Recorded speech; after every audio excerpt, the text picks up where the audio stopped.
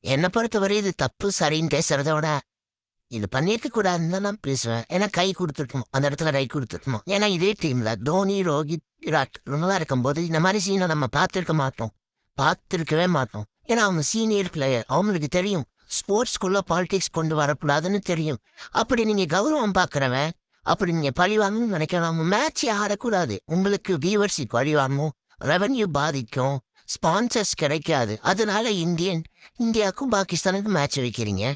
அது ஜெயிச்சதுக்கு அப்புறம் இப்படி பண்றீங்க. இதுல ஆஸ்திரேலியா கூட உங்களால இப்படி பண்ண முடியுமா சொல்லு? ஏன் இங்கிலாந்து நம்மள அடிமையா வச்சிருந்தாங்களே ஒரு காலத்துல. அவங்களுக்கு நம்ம ரிவெஞ்சு கொடுக்கவே இல்லையே ஒரு நாளும். எப்ப பார்த்தா பாகிஸ்தானுக்கே பண்ணிட்டு இருக்கோம். ஏன்னா அந்த டீம்ல இருக்க அந்த சின்ன பசங்கடா நம்ம தானடா சீனியர்ஸ். நம்ம தானடா அவனுங்களுக்கு முன்னுதாரணமா இருக்கணும். அவனுங்க ஆசையா இருப்பானுங்கள கை கொடுக்கலாம் பேசலாம் அப்படின்னு. நீங்க இப்படி ரிஜெக்ட் பண்ணிட்டு போறீங்க சூர்யா. ரொம்ப ரொம்ப தப்புடா. கம்பீர் அவன் இருக்கிறான் மோனே.